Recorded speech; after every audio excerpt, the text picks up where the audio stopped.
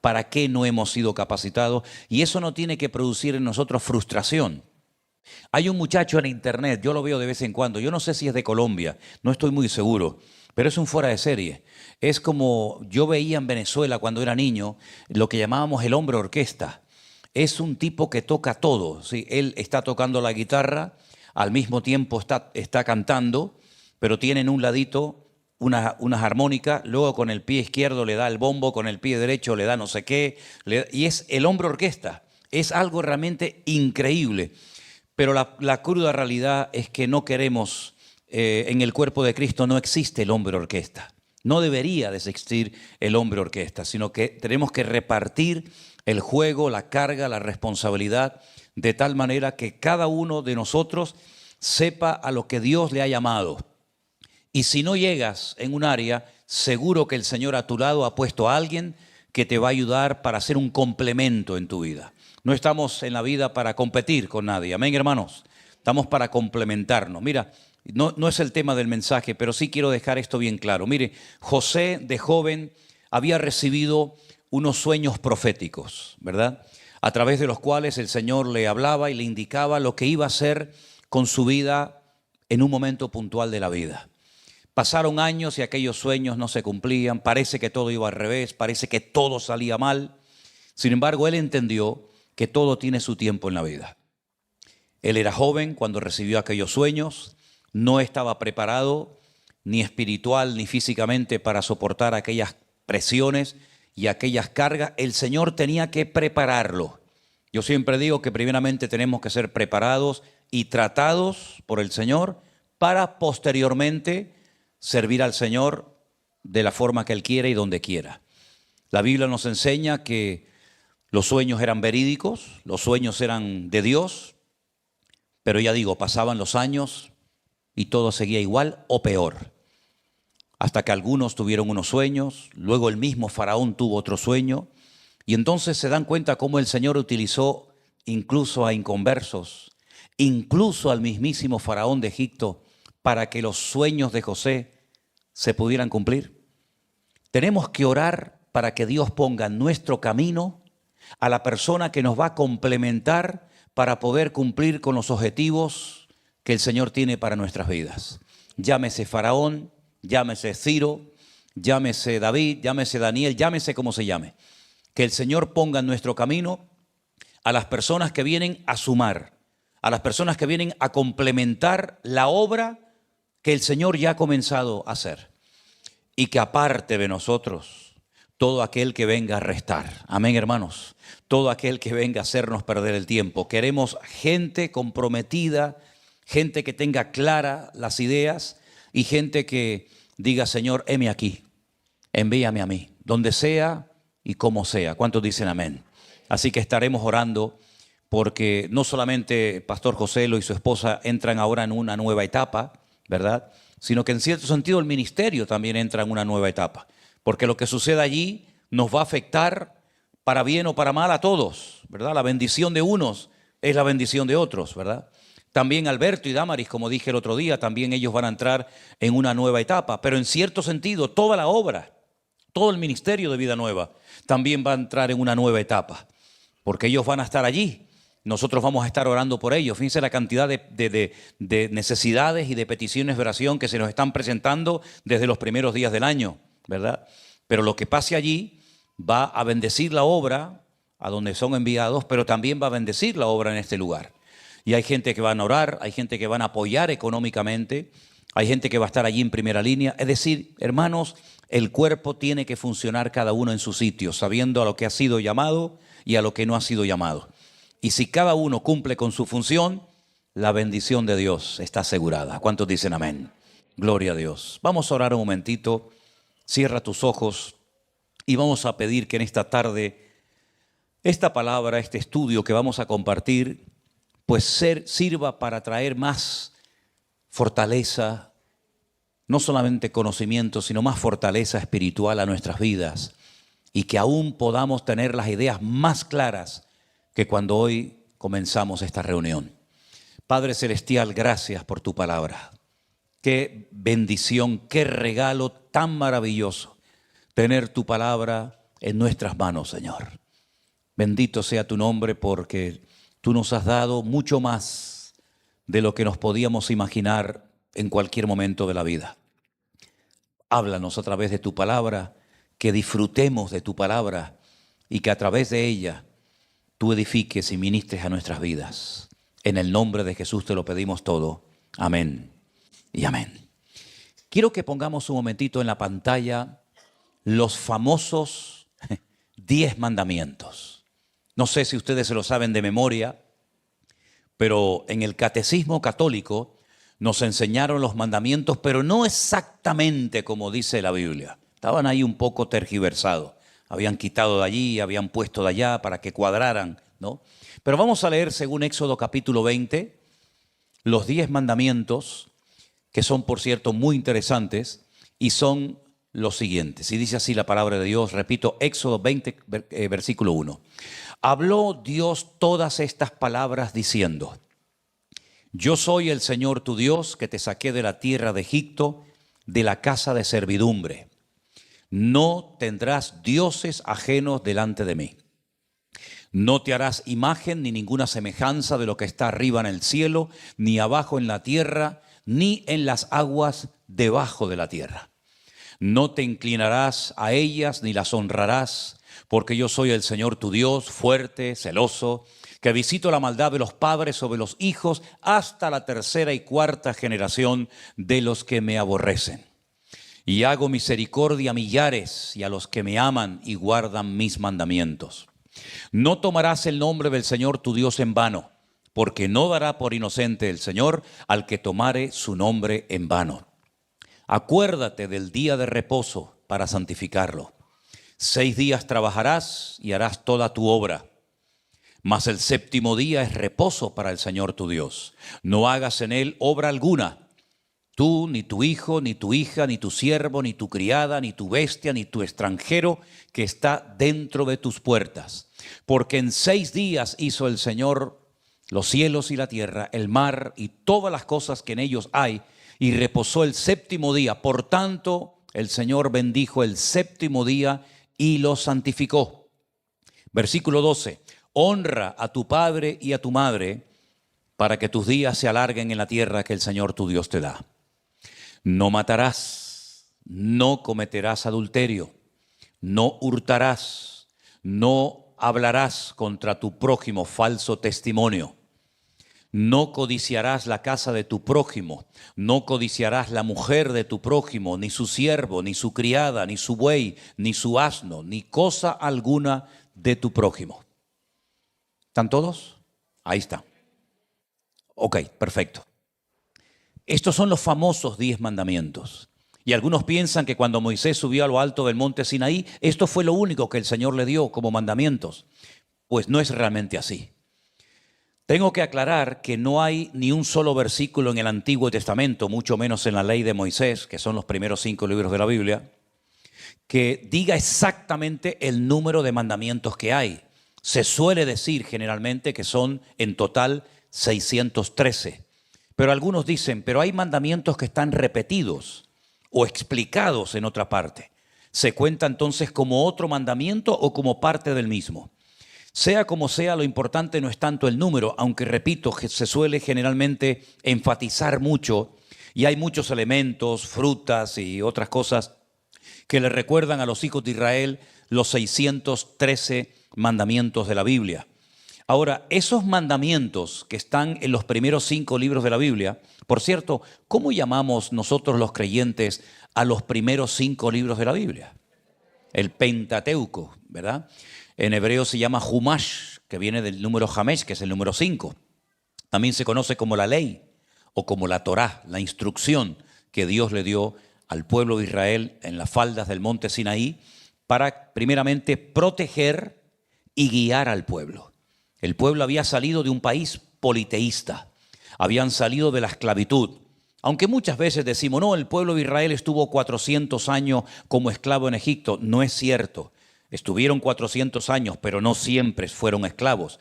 Tuvieron más de 200 y pico de años viviendo muy cómodamente en Egipto. Fue la última etapa la que podríamos decir que los esclavizó el faraón.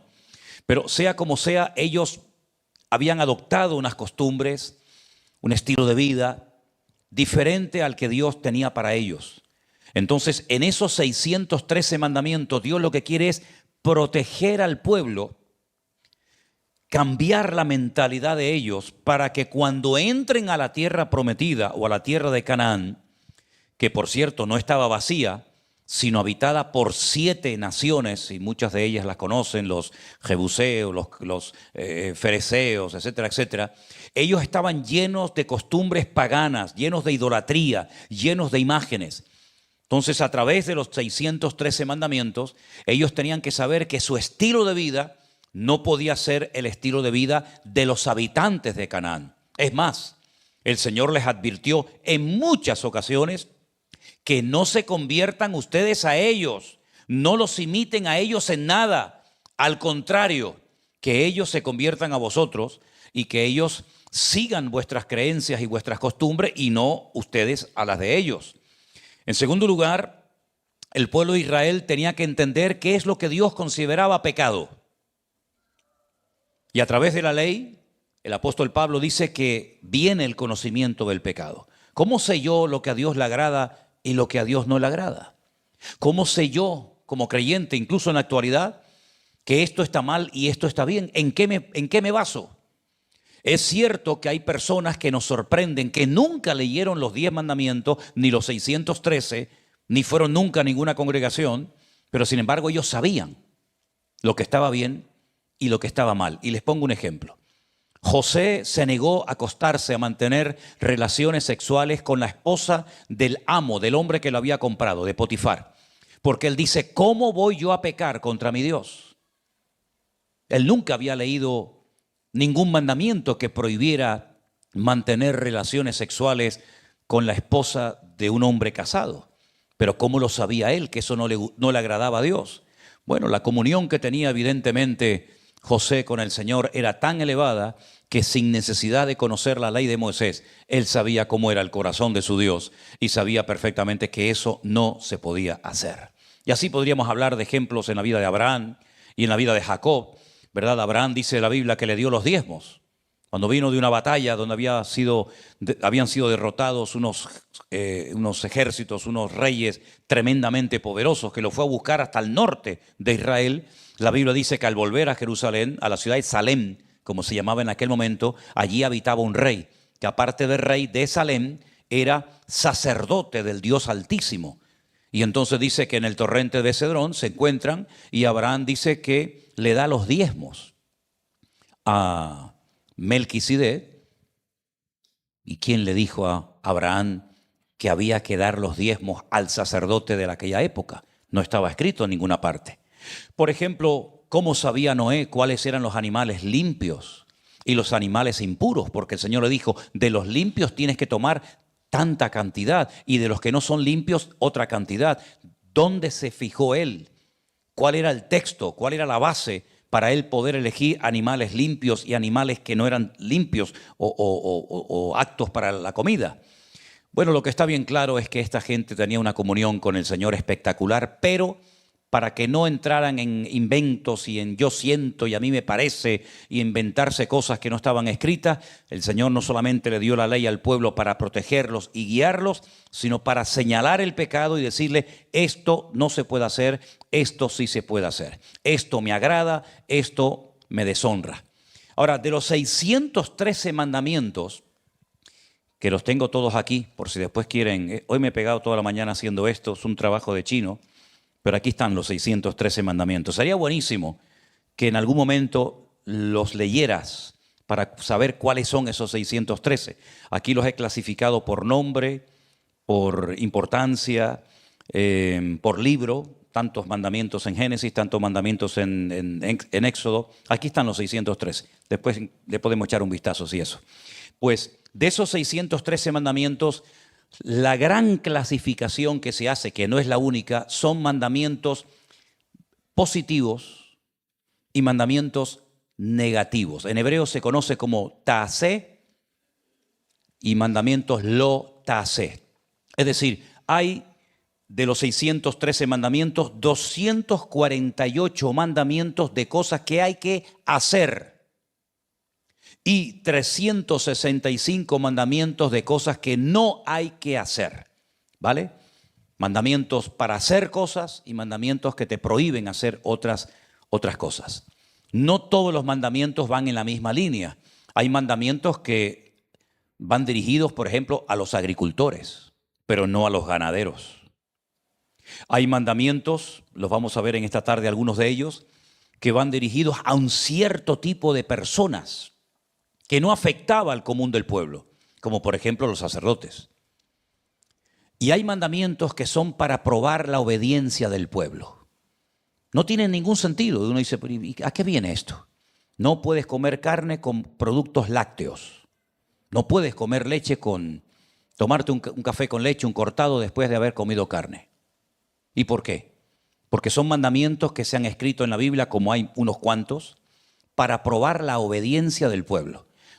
Mandamientos que no tienen ninguna lógica, humanamente hablando, pero Dios lo manda para ver cómo tú vas a reaccionar. Algunos dirán, eso es una tontería, eso no tiene sentido, pero yo te los doy para ver cómo tú vas a reaccionar. Hay mandamientos que tienen que ver con la moral, ¿vale? Mandamientos que tienen que ver con las relaciones entre personas, mandamientos que son ceremoniales, mandamientos que son para recordar cosas del pasado. Es decir, hay cientos de mandamientos de todos los tipos, tamaños y colores.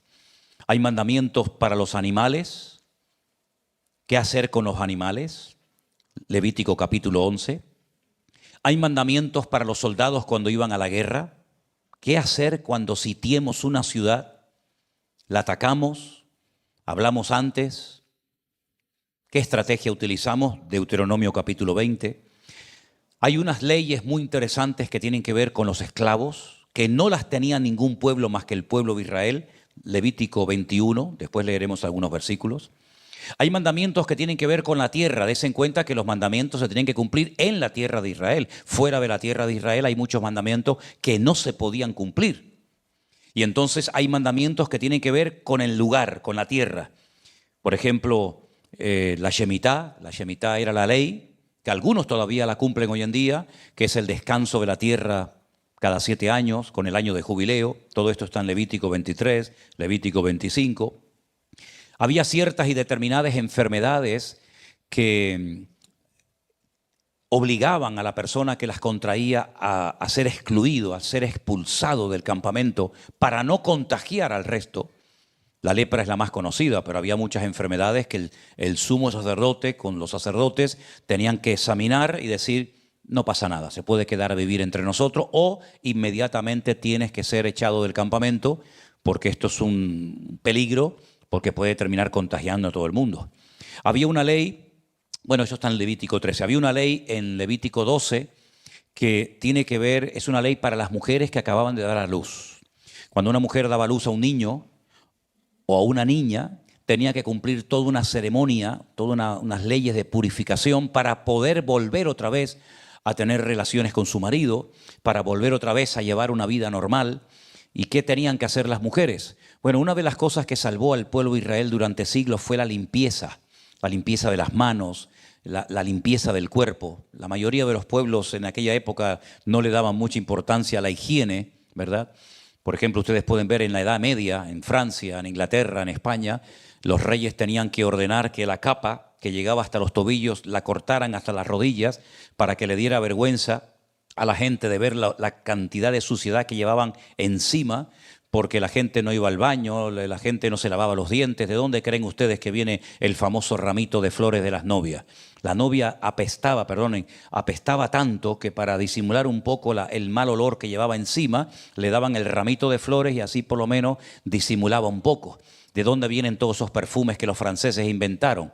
Pues era para un poco disimular. Luis XIV o Luis XV creo que tuvo 15 años sin bañarse. En los palacios de los reyes de Francia, de España, de Inglaterra y otros no existían baños, las ratas estaban por todos los lados. De ahí vinieron muchas plagas que mataron a millones de personas en Europa en aquella época, ¿no? Hay una ley muy interesante, cómo superar el tema de los celos. Qué ley más rara, ¿no? Un marido que tiene celos de la mujer, que sospecha de la mujer. Había todo un ritual, después podemos leer si quieren unos versículos, para que el hombre se quedara tranquilo y los celos desaparecieran, porque los celos matan, ¿eh? Nadie dijo amén, pero es así. Números capítulo 5. Había una fiesta que tenía que ver con, unas leyes que tenían que ver con las fiestas. Había 3 fiestas de obligatorio cumplimiento a lo largo del año. Una era la Pascua, cuando empezaba el año religioso, en la primavera. 50 días más tarde era la fiesta de las cosechas, la fiesta de Pentecostés. Y finalmente la fiesta de obligatorio cumplimiento era la fiesta de los tabernáculos, que se celebraba generalmente por el mes de octubre. Luego hay otras fiestas que los rabinos han incluido en su calendario religioso, como por ejemplo leer el pergamino de Esther en la época de Purim, la fiesta famosa de Hanukkah, que acaban de terminarla hace poquito, y otras fiestas. Vamos a comenzar a leer en Levítico capítulo 19 una serie de leyes muy interesantes.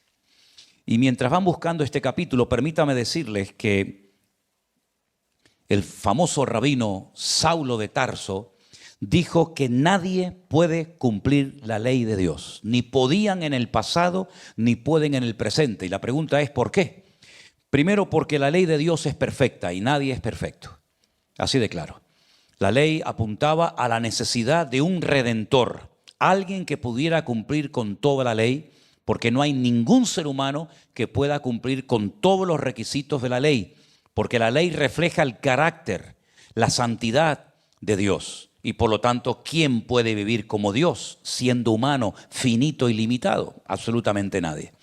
Solamente el Señor Jesucristo, dicho sea de paso, fue el único que pudo cumplir con toda la ley del Antiguo Testamento de Moisés, y a través de Cristo nosotros hemos sido justificados no por las obras de la ley, sino por la obra de Cristo. ¿Cuántos dicen amén? Ahora, en Levítico 19 hay algunas leyes así pequeñitas, pero muy, muy interesantes. Por ejemplo, miren esta ley de Levítico 19:13. Y dice así: no oprimirás a tu prójimo ni le robarás. No retendrás el salario del jornalero en tu casa hasta la mañana.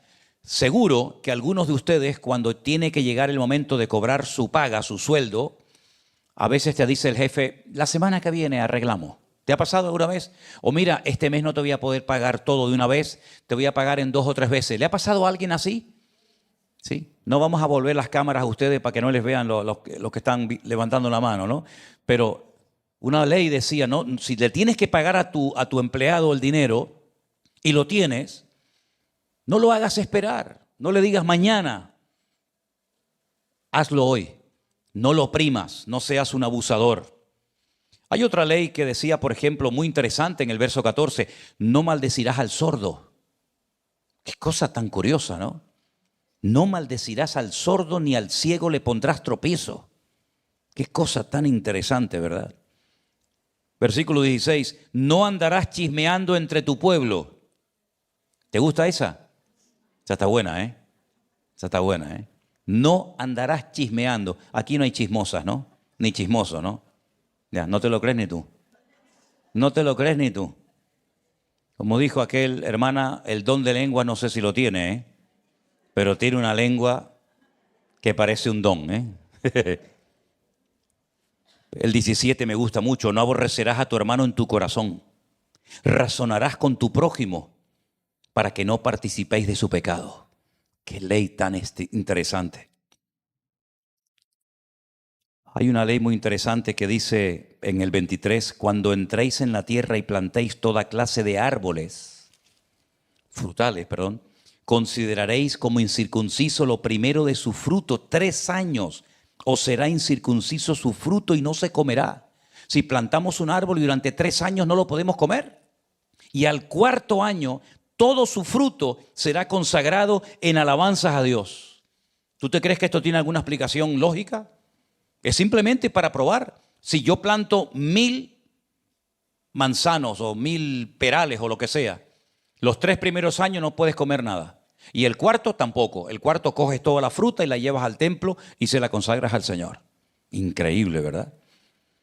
Después dice en el 26, algo muy interesante, que se repite en el Nuevo Testamento: no comeréis cosa alguna con sangre, no seréis agoreros ni adivinos, no haréis tonsura en vuestra cabeza.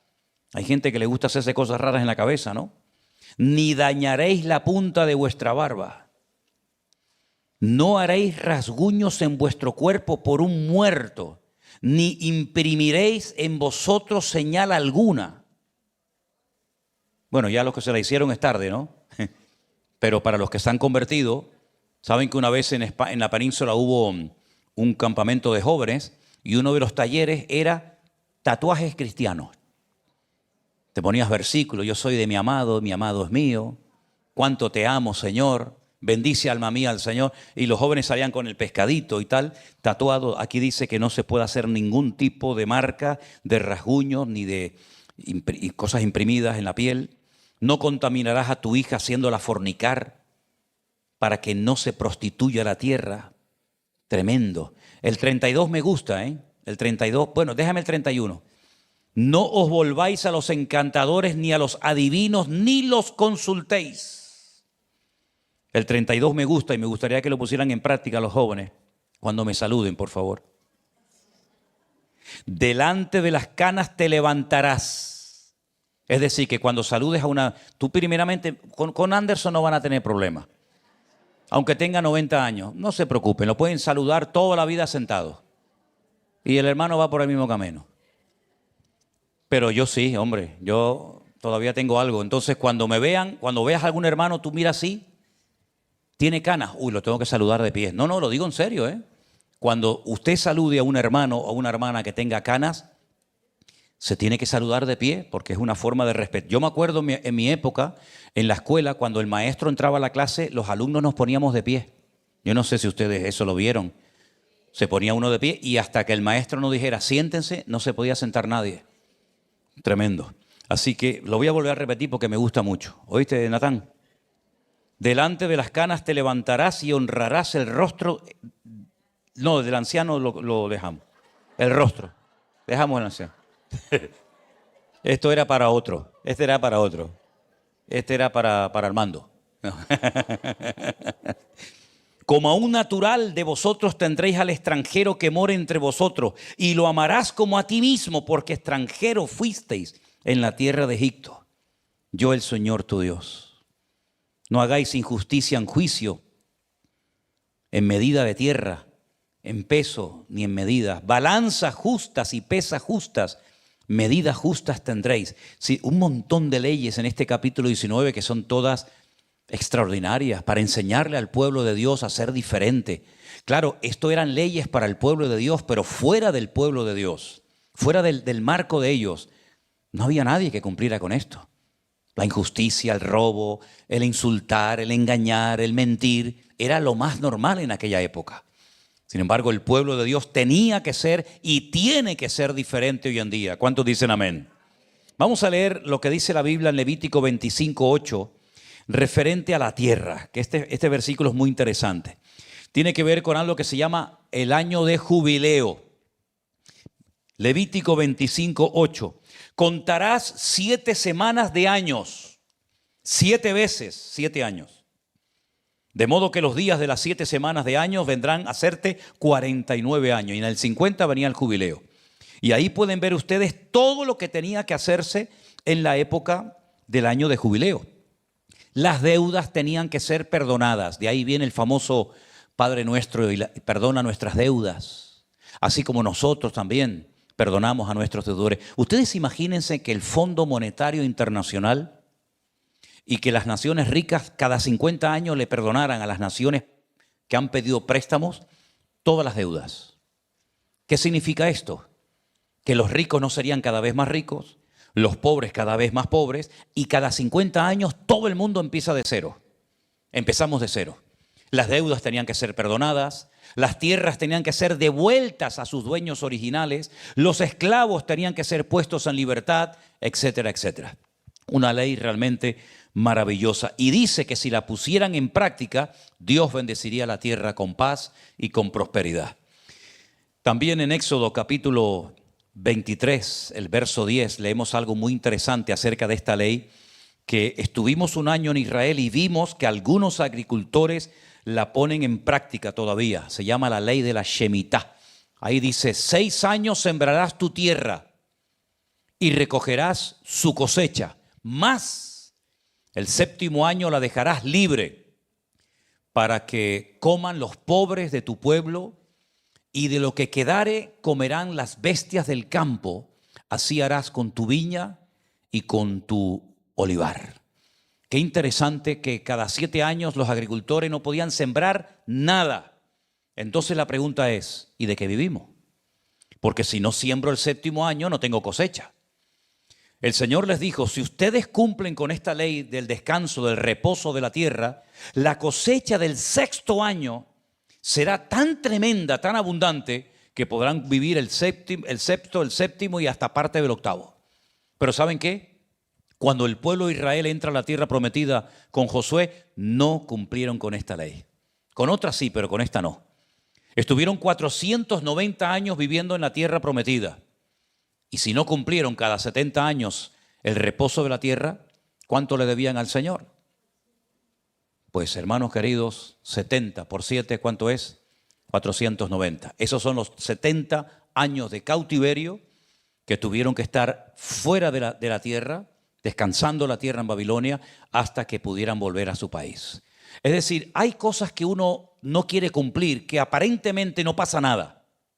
Esa es la falsa sensación de seguridad que siente el pecador cuando peca. Y déjenme que les ponga un ejemplo. No es nuevo, ya lo dije una vez. El Señor le dijo a Adán y Eva que el día que pecaran, el día que desobedecieran, se convertirían en pecadores, en pecadores y en personas mortales. El día que pecares pereceréis. Sin embargo, ellos pecaron, los dos el mismo día. Adán pecó el mismo día que Eva. No hubo una distancia de un año o de una temporada. No, el mismo día pecó el marido y la mujer. Y ninguno de los dos se murió. Puede ser, aunque la Biblia no lo diga, que en un momento determinado Eva o Adán, yo pienso más a Eva que a Adán, porque la mujer piensa más que el hombre es más así, ¿no? La mujer habrá dicho, oye, pues comimos y no morimos. Capaz que el Señor nos engañó. Ellos no entendían el concepto muerte, porque nunca habían visto a una persona morir. Pero lo entendieron cuando vieron a su hijo Abel en un charco de sangre inmóvil que no se movía, y seguramente habrán dicho los dos, ¿y por qué nuestro hijo no se levanta? ¿Qué le pasa? Su hermano lo había matado. Y ahí entendieron lo que es la muerte física, pero no solamente de muerte se muere. La Biblia nos habla de 2 tipos de muerte. Una muerte que es la física, que es cuando el alma sale del cuerpo y automáticamente mueres. Y una muerte espiritual, que es cuando el espíritu se desconecta de la fuente de la vida, que es Dios, y mueres instantáneamente, espiritualmente hablando. Una es instantánea, la otra digamos que es progresiva. Pero ahora podemos entender cuando el apóstol Pablo le escribe a los hermanos de la iglesia de Éfeso y les dice algo así como, hermanos, no quiero que olvidéis que Él os dio vida a vosotros cuando estabais muertos en vuestros delitos y en vuestros pecados. Es decir, que un pecador, una persona que no ha nacido de nuevo, espiritualmente hablando, ¿cómo está, hermano? Está muerto. Sí, pero come, respira, viaja, compra, vende, se va de vacaciones, entra, sale. Sí, físicamente está vivo, pero espiritualmente hablando está muerto. Claro, la muerte física es mucho más evidente, ¿verdad? El llanto, el luto, la caja, las flores, etcétera. Lo otro como que parece que no pasa nada.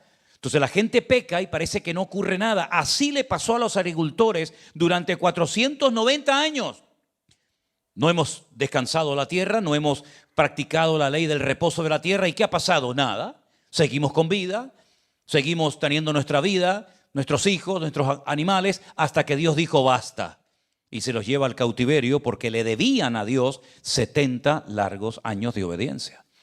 Entonces la obediencia trae bendición. La desobediencia, ya sabemos todo lo que sucede. Ahora vamos a leer también en esta noche en Levítico capítulo 21, algo tan interesante que en aquellos tiempos era algo totalmente desconocido para las naciones de la tierra, y era darle la posibilidad a los esclavos de poder recuperar su libertad. Mientras buscan Levítico 21, permítame decirles que el Señor Jesucristo un día entró a una sinagoga y se le dijo, ¿puedes leer una porción? Y él dice que leyó una porción, una parte, no toda, una parte, una porción del libro del profeta Isaías. Y él dijo, yo he venido para dar libertad a los cautivos, para pregonar el año agradable del Señor, para sacar a los presos de la cárcel, para dar libertad a los cautivos y vendar a los quebrantados de corazón. Y hoy se ha cumplido delante de vuestras narices esta escritura. Probablemente el Señor Jesucristo en su época, aunque ya prácticamente nadie lo celebraba, Él vivió durante un tiempo en el año de jubileo, pero ya nadie cumplía con las expectativas y con lo que se pedía en aquel tiempo. Y por eso en la época de Jesús y posterior a la de Jesús seguían habiendo muchos esclavos. Y era una tragedia ser un esclavo, sobre todo si tu amo no era judío. Porque si era judío y era, digamos, practicante o creyente, había una remota posibilidad de que se acordara de esta ley. Pero si tu amo era un romano, si tu amo era un griego, si tu amo era un egipcio o de cualquier otra nacionalidad, estabas condenado a vivir y morir como un esclavo. No había nada de derechos humanos, de los cuales se habla mucho hoy en día. No había vacaciones, no había absolutamente nada. De hecho, Jesús relata una historia que cuando yo la leí al principio me sonaba muy fuerte, ¿no? Decía, pero ¿cómo? Pero es que refleja la cruda realidad de la época. Dice, ¿qué amo cuando su criado viene del campo, le dice, bueno, lávate, come, arréglate? No. Tú has estado todo el día trabajando en el campo de sol a sol. Tienes que venir reventado. Pero antes de comer tú, me pones la comida a mí.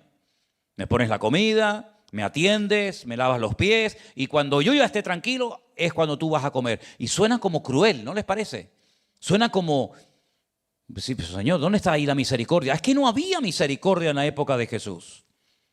Habían unos esclavos que los conocían como los uperetas, en griego, que eran los que estaban solamente en las puertas de los señores para lavarle los pies a la gente que entraba a la casa a comer o a visitar al dueño.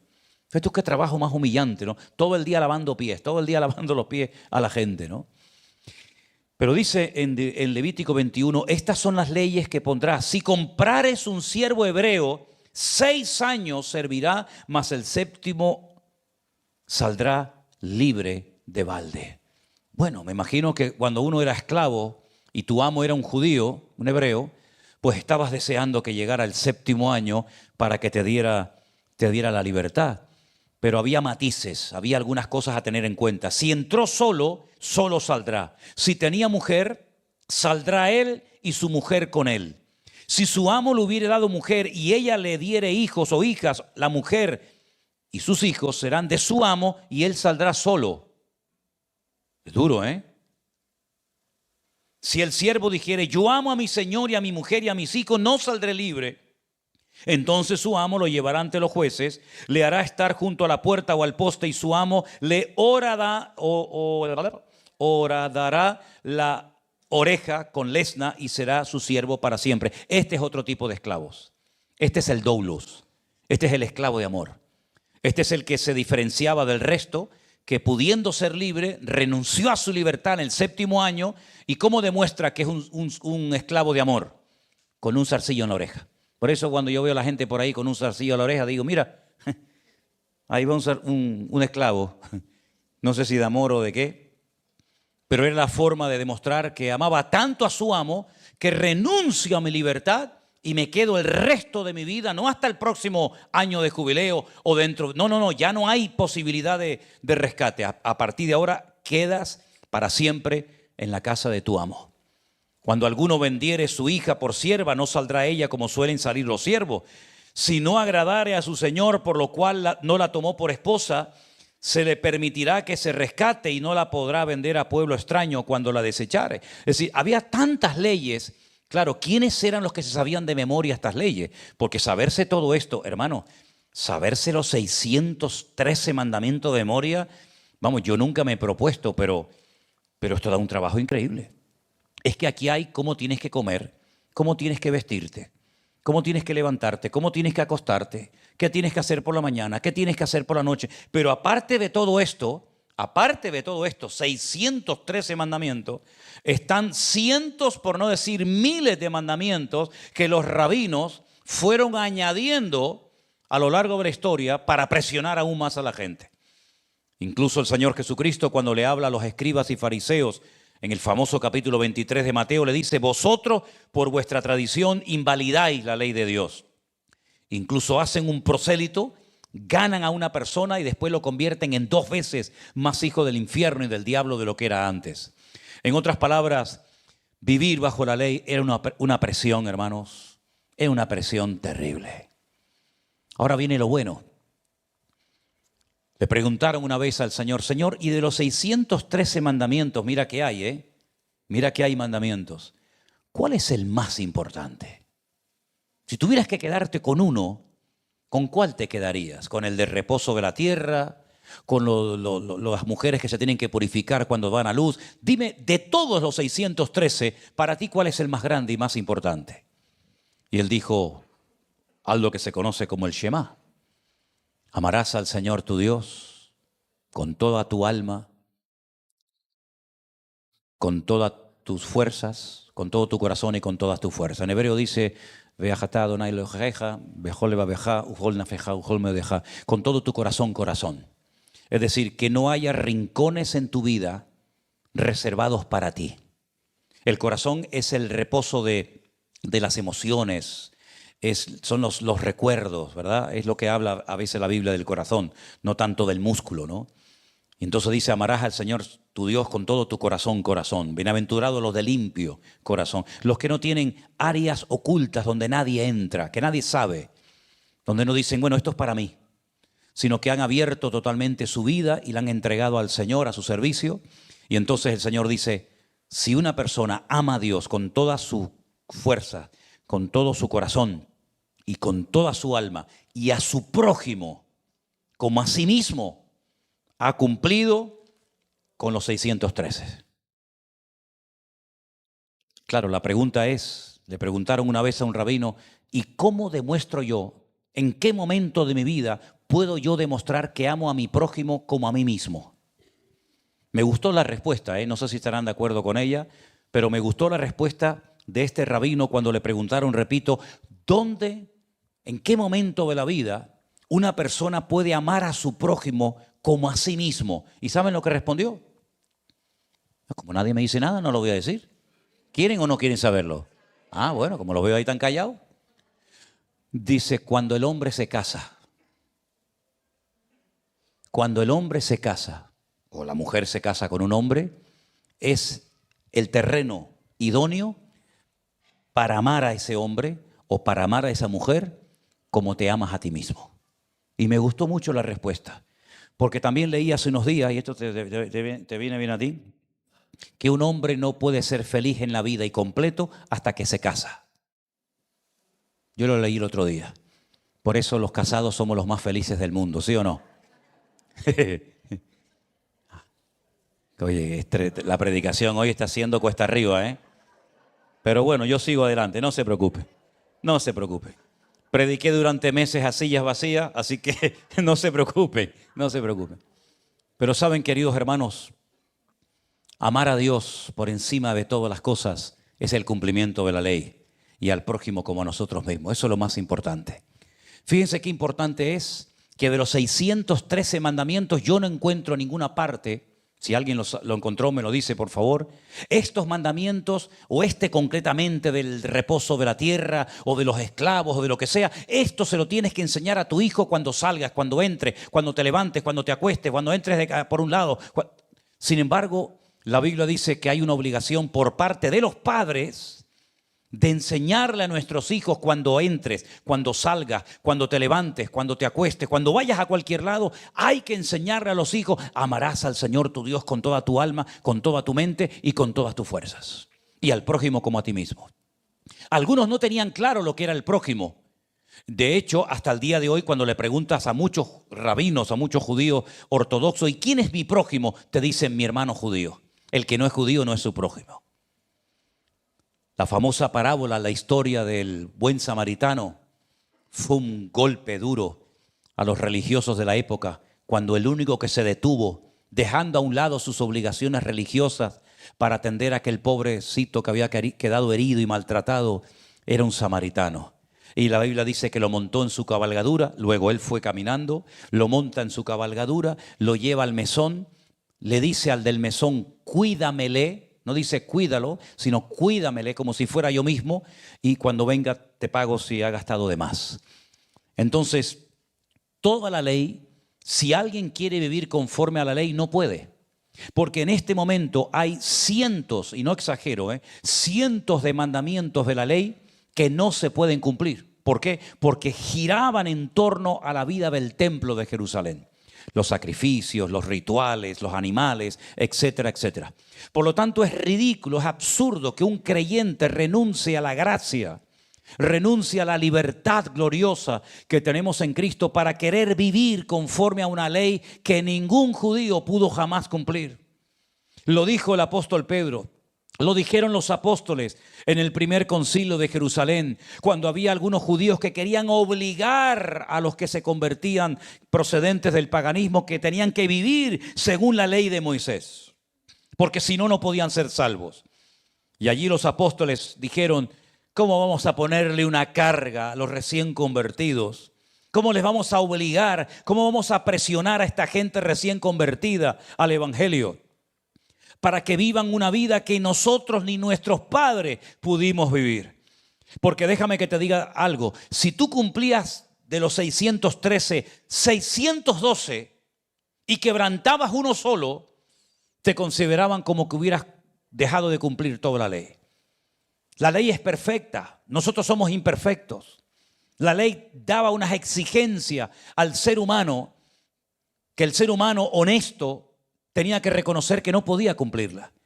Nunca me olvidaré cuando alguien me dijo, y entonces, si Dios sabía que el pueblo no iba a poder cumplir la ley, ¿para qué la dio? Digo, esa es la pregunta que yo quería que me hicieras. Para que reconocieras que necesitas ayuda. Y la ayuda y el Salvador que tú necesitas se llama Cristo Jesús. Él vino conforme a la ley, vivió según la ley, cumplió la ley y ahora la palabra de Dios nos dice que ya no estamos bajo la ley, sino que ahora estamos bajo la gracia, lo cual no significa de que ahora podemos pecar deliberadamente, de que no tenemos límite. No, no, no. Claro que tenemos la ley, pero es la ley del amor, es la ley de la gracia. Pero querer vivir según la ley de Moisés, inténtalo si quieres. Inténtalo si quieres. No vas a poder cumplirla, primero porque ni eres judío. Y primero, para cumplir con la ley tiene que haber un templo que no existe hoy en día. Por lo tanto, es querer meterte en un lío, es querer meterte en un modelo, en un estilo de vida que no vas a poder cumplir. Me hace gracia cuando hay creyentes y dicen, no, pero nos tenemos que reunir el sábado porque la Biblia habla del día de reposo. Muy bien, me parece bien. Nos reunimos el sábado y nos quedan todavía 612 mandamientos por cumplir. ¿De qué sirve que cumplamos con uno si los 612 no los puedes cumplir? ¿Quieres encender las velitas en la Pascua? Enciéndelas, mijo. ¿Quieres vivir según la ley de Moisés? Circuncídate primero y después comenzamos a hablar. Pero aunque cumplieras con 612, que no vas a poder cumplir, la palabra de Dios nos enseña que por las obras de la ley ningún ser humano va a ser justificado delante de Dios. ¿Dónde dice eso? En Gálatas. En Gálatas dice literalmente, por las obras de la ley nadie va a ser justificado. Es más, Dios demostró antes de la ley que hay otra forma de ser justificado. Y te voy a poner un ejemplo que es el clásico.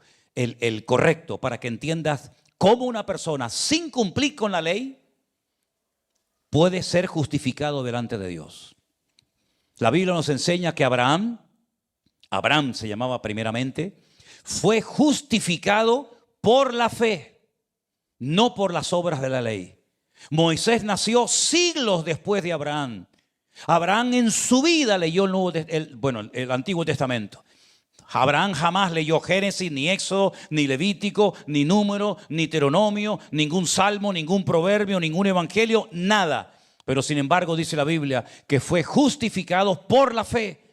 Y entonces lo que nos enseña la Biblia es que hay una forma de ser justificados aparte de la ley, y es por la fe. ¿Por la fe en quién?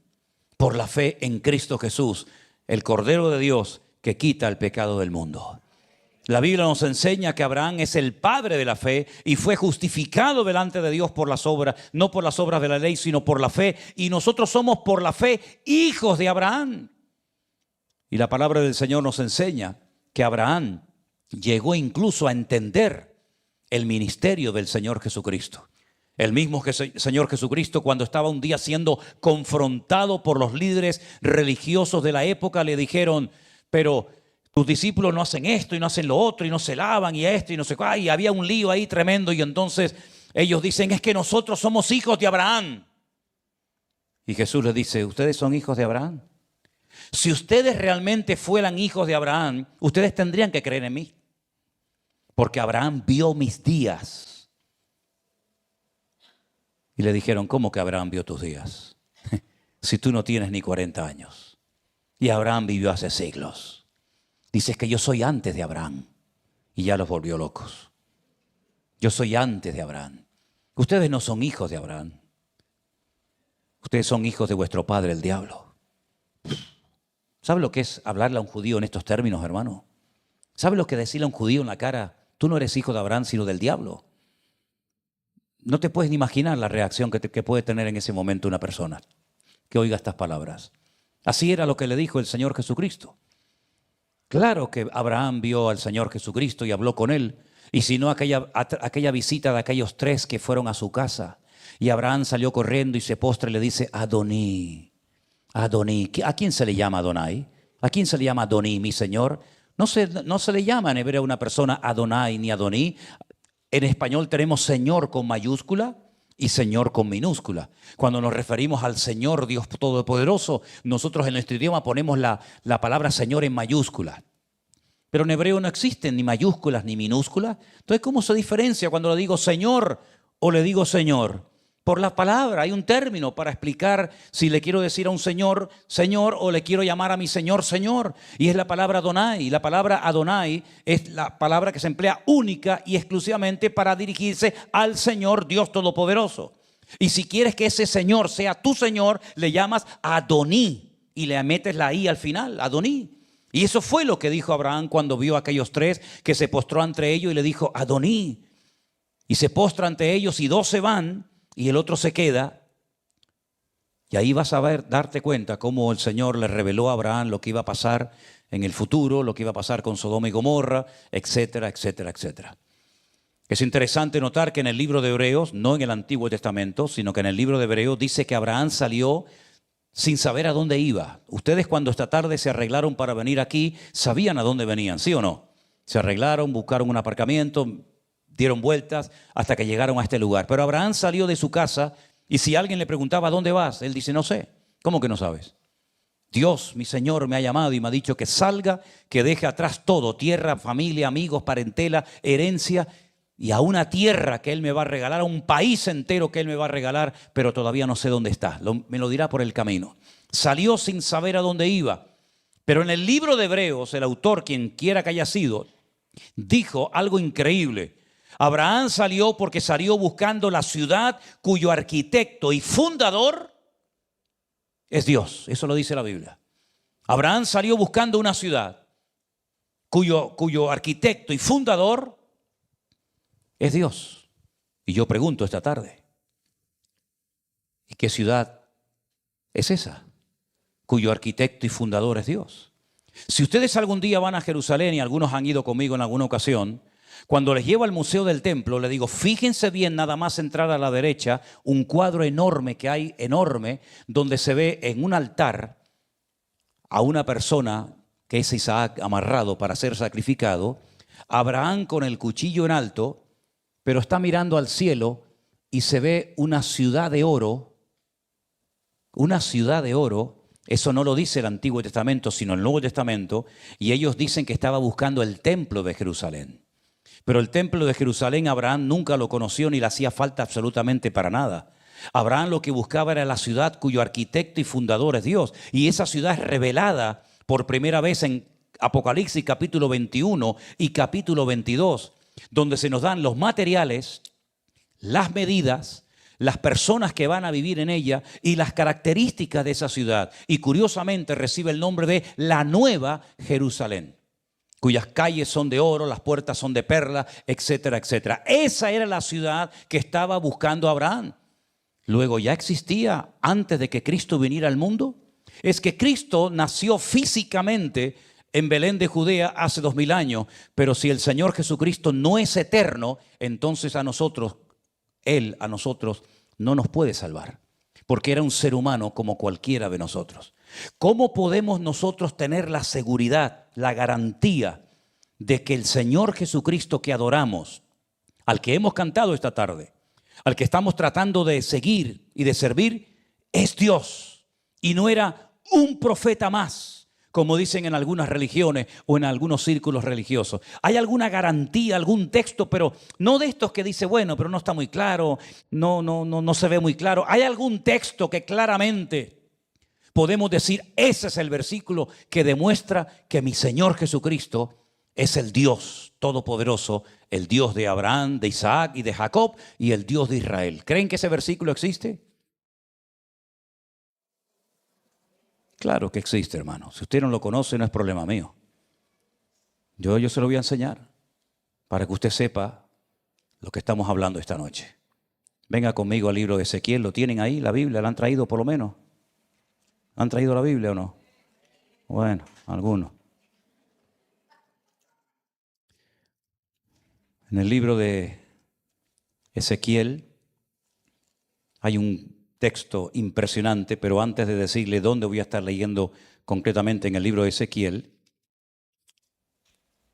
¿usted recuerda cuando el Señor Jesucristo entró triunfalmente a la ciudad de Jerusalén? ¿En qué entró montado el Señor? ¿En un pollino de qué? Ah, de asno. Ok. Entró montado en un pollino de asno. Ezequiel capítulo 44, versículo 1 y 2.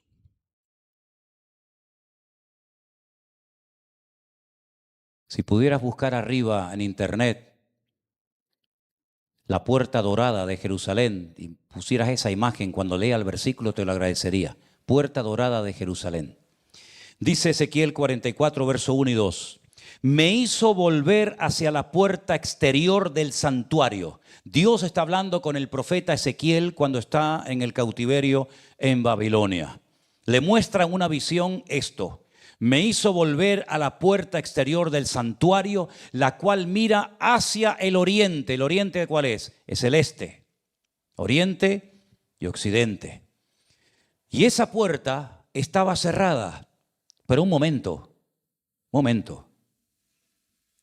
Ezequiel está en Babilonia y las murallas ya han sido destruidas.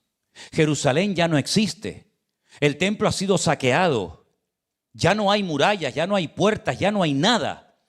Pero sin embargo, en visión, el Señor le dice a Ezequiel, Ezequiel, mira esto.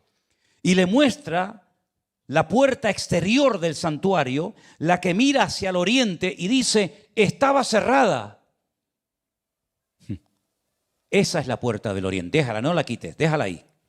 Y me dijo Jehová, esta puerta estará cerrada. ¿Cómo está esa puerta ahí, hermano? Totalmente cerrada.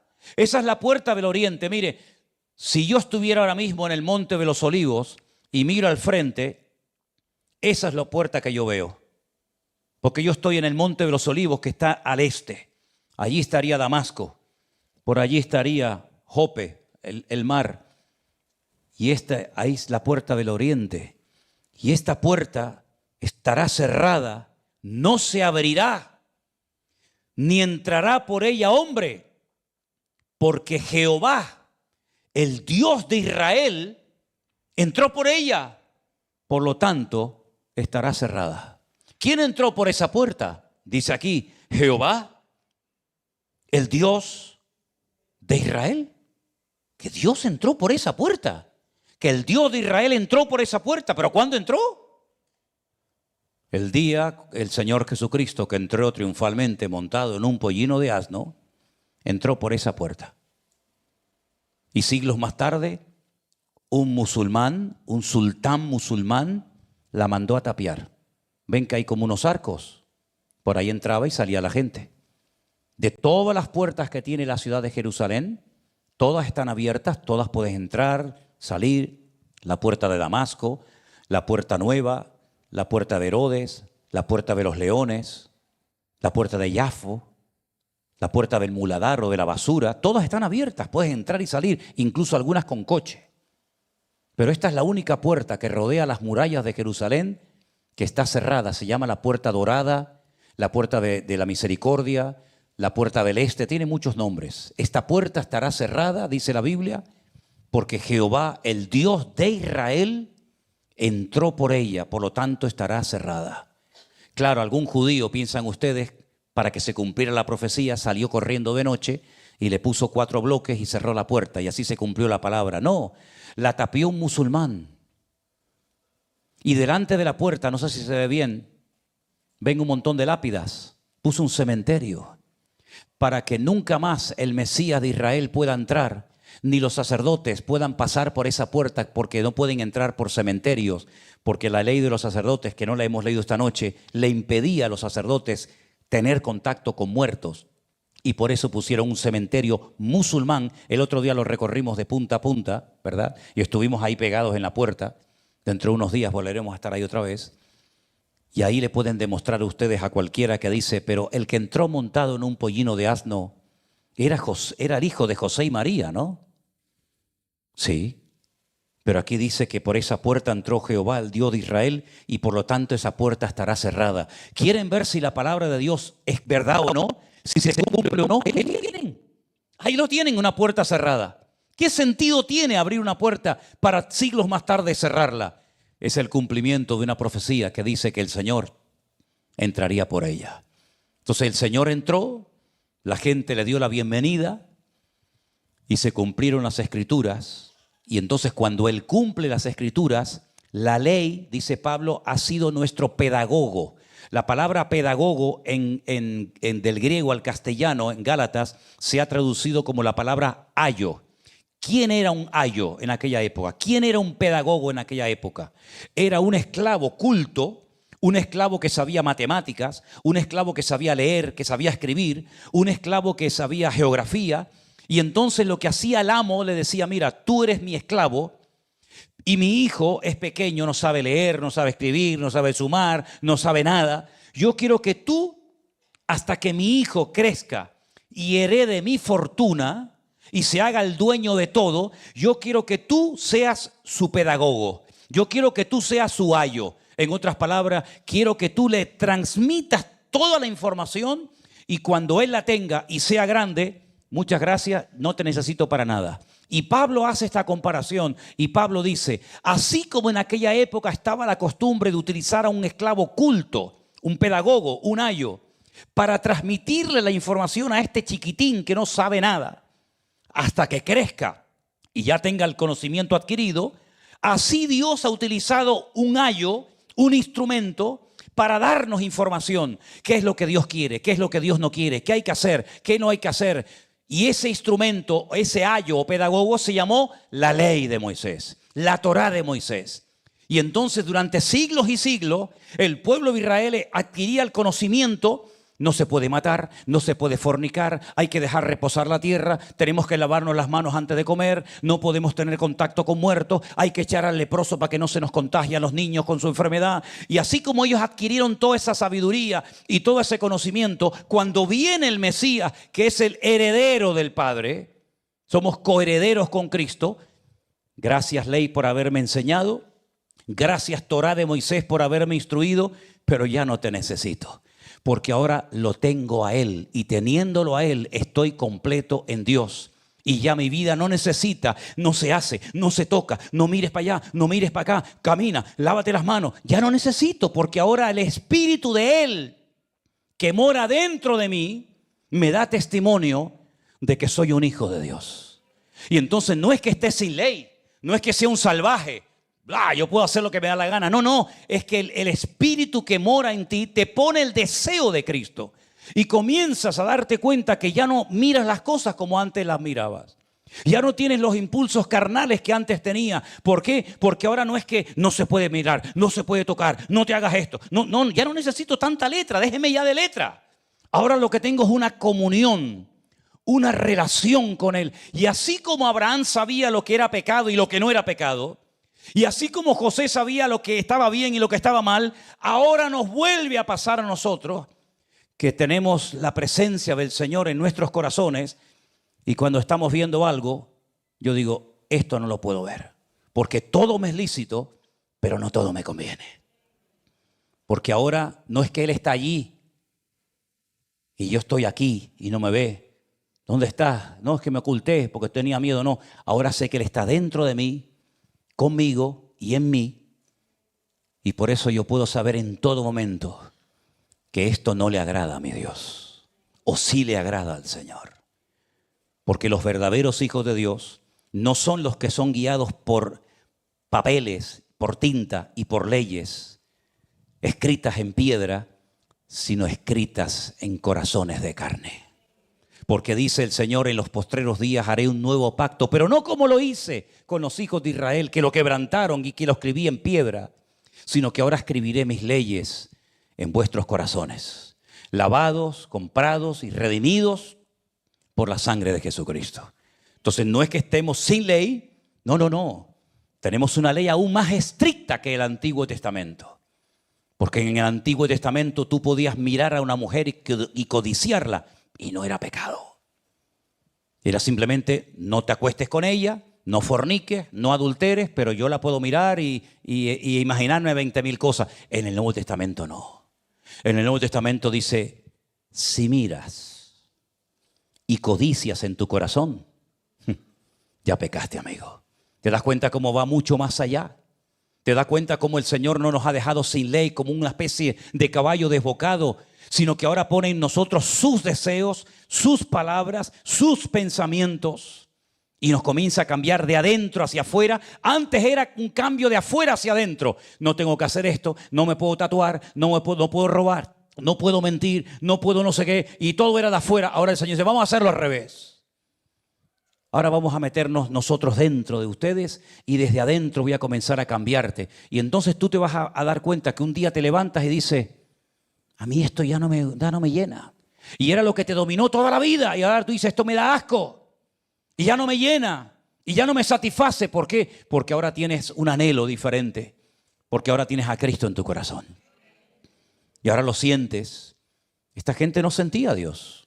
Porque déjame decirte algo, el Espíritu Santo no vivía en el corazón de nadie, como hoy en día vive el Espíritu Santo en el corazón de todos los creyentes. En la ley era letra y más letra.